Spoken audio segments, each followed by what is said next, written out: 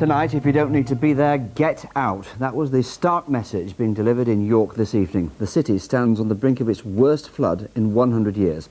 Up to 3,000 homes are in danger. Well, John Hill's there, and it has to be said, John, it's not looking good, is it? Harry, I simply can't stress too much the potential gravity of the crisis the city is facing tonight. As you say, up to 3,000 homes could be in imminent danger of flooding. I don't know if you can see behind me, but in the house here where the door is open, people are now packing to get out of this part of the city off Lehman Road. Where I'm standing, if it overtops the defences just in the river a few yards along, then tomorrow morning this could be under 6 feet of water. And as Phil Connell reports, that's despite the army trying to shore up the defences all day. For this part of York, the North Street flood barriers are the last defence, and for 16 hours the army has done its best to protect them. We've been there since midnight, really. We've had a few hours sleep. We filled these sandbags up early in the early hours, and now we're also distributing them around the city. But with record levels of rain last night, the river has risen 10 inches during the day, and the battle to protect North Street is now being lost, with barriers and sandbags slowly being breached. There is 3,000 houses in that area which could be imminent danger in the next 2 to 6 hours of being flooded. Well, I think at the moment it looks like we're going to be closed over the weekend. It's a worst-case scenario, which means the owners of the Queen's Hotel in York will get little sleep tonight. The hotel, which opened just 14 weeks ago, is already surrounded by water, and a further rise wouldn't be welcome. As you can see, the water outside has caused access problems into the hotel, which obviously started on Tuesday and has got gradually worse. And the river outside at the back of the hotel here has caused a lot of destruction to the business over the other side of the river as well. In other parts of North Yorkshire, the rising floodwaters have brought similar chaos. Boroughbridge is one of the latest victims, while in Ripon a flash flood of the River Skell ran through dozens of homes, causing millions of pounds worth of damage. I couldn't bring my wife back here now. I think it would kill her to do so. I'm still numb from what's happened. We've had 2 whammies now, and it's like being knocked down in a boxing ring twice. Though welcomed by many, today's bright sunshine was deceptive and brought little respite for traders in York. Car parks in the city have been virtually empty, with one big store seeing trade drop by 50%. Much quieter than normally we would see at this time of year, because obviously we're in the build-up to Christmas, and it's disappointing to see, especially after half-term. It's predicted the River Ouse will rise tomorrow to its highest level in 100 years, and with hundreds of residents now being evacuated from homes, the city, it seems, is hanging on tonight by the skin of its teeth. Phil Connell, BBC Look North, York. Well, in the time you've been watching that report, a bus has just gathered here behind me, has just arrived here behind me, and we think that's to collect some of the people who want to be evacuated. To our right behind us, we'll just have to move, is an ambulance starting to take people away from these homes. This shows you just how this is a changing situation. I've got 2 guests with me. The first is Peter Holmes from the Environment Agency. Peter, just how grave is this situation? Oh, it's the worst flood we've seen in York since records began. We have records going back to 1885. We're expecting the peak sometime about breakfast time tomorrow. For those people living here now, what is the situation they're facing? Well, what the police are doing now is evacuating people to safe places. On Wednesday, you said you couldn't countenance something like this happening, and yes, it is. Yes, unfortunately, we've seen heavy rain on Wednesday and Thursday, and unfortunately, there's more heavy rain forecast over the weekend. Let me come to you, our other guest, Julia Coates. Julia, you live in these local streets here. What on earth is going through your mind tonight? Well, this is the 3rd time that we've been on red alert, and it's just a waiting game now. We just really don't know what will happen. Are you going to stay? We're going to try and stay as long as the electricity's on, but then probably get out of here. It's just a nightmare, an absolute nightmare. So what are you actually doing now? Everything is off the floor. We're thinking about taking the carpets up, and it's just mayhem in here, it really is. Well, Julia, we wish you well. Peter, thanks as well. We'll be coming back to York at the end of the programme, but do remember the emergency services are inundated by calls, so please only call the one dedicated floodline service from the Environment Agency. Well, thanks, John. Obviously a very serious situation there in York. Paul's with us now to perhaps try and explain why has it got so bad so quickly? Well, the river levels have been high for some time. We've had an extremely wet September, an extremely wet October, an astonishing rainfall event last night. We had, in 12 hours, a month's worth of rain in parts of North Yorkshire. 2 inches of rain. The average is 53 millimetres. A new record at RAF Leeming. It's relentless and the ground just can't take any more.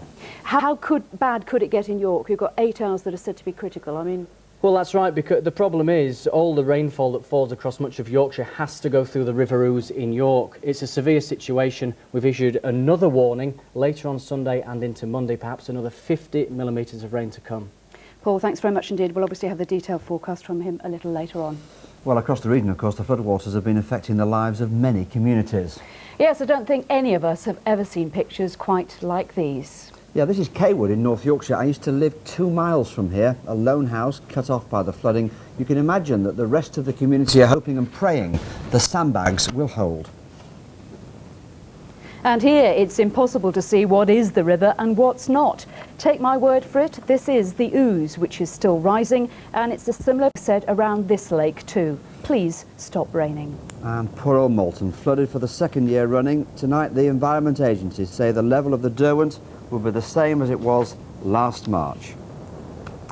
Well, the Deputy Prime Minister was left in no doubt about the seriousness of the situation when he visited the region today.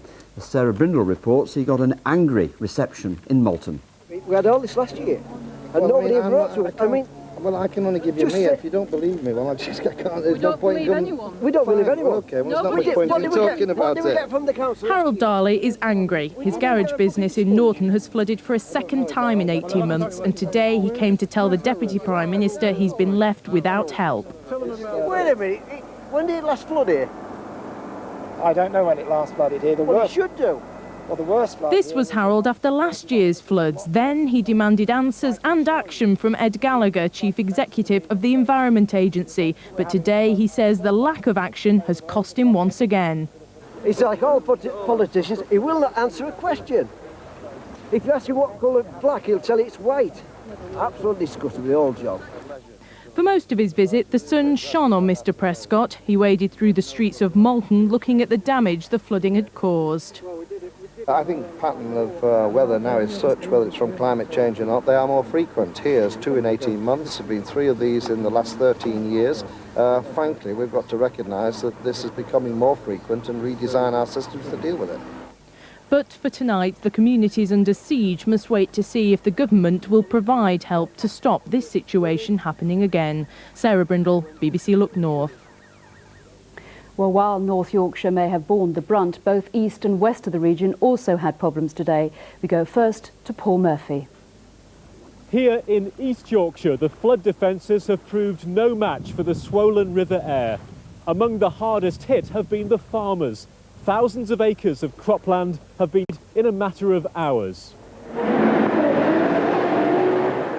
Paul Cooper's a worried man. His entire grain harvest, stored from last year, is threatened by rising water. It's worth £26,000 and needs moving fast. Because we're in about an hour to move 400 tonnes of wheat, which it's coming up about an inch every 5 minutes. So we're about an hour to move it down. Some more bags up this side here. Here in Gowdall, they're attempting the impossible. This makeshift dam has protected most of the village, but this family business was on the wrong side of the dam wall. Until last night, it was a successful carp fishery. I've got £50,000 worth of stock in there swimming about. I don't know where they're going to go. I'll probably just go. Insured? Not for fish. I'm finished. Absolutely finished. So what am I going to do?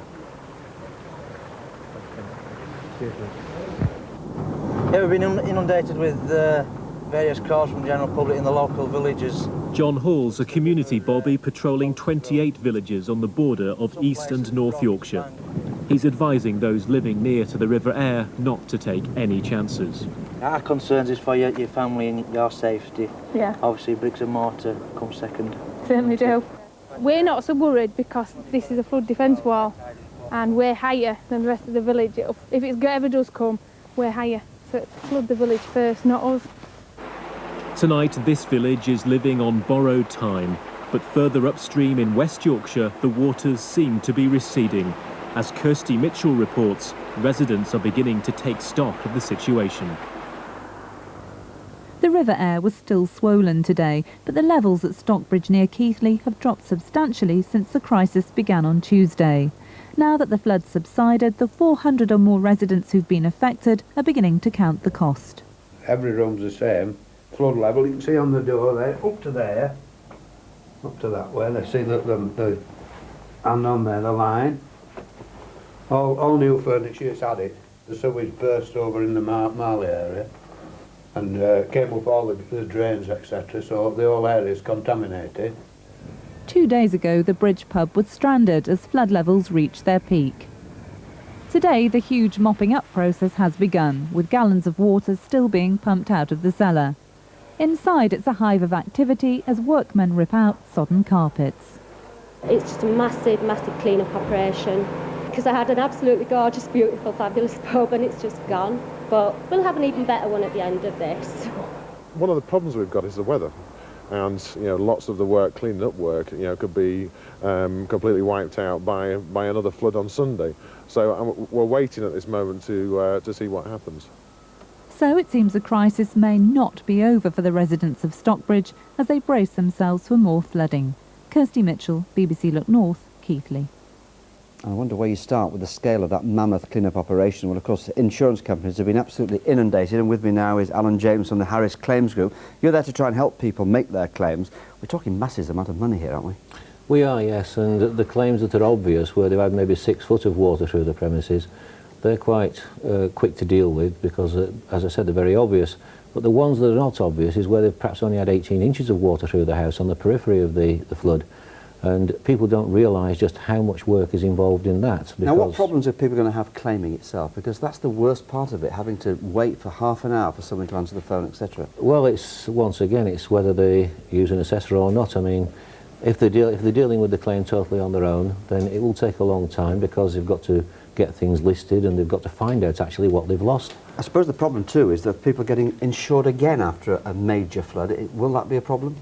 I don't think so. I mean, there are already areas which are well-known flood areas and they probably haven't got insurance already. On the periphery, once again, the insurance companies may zone it. They may say, well, this is now becoming a flood risk, so we'll put a higher premium on it.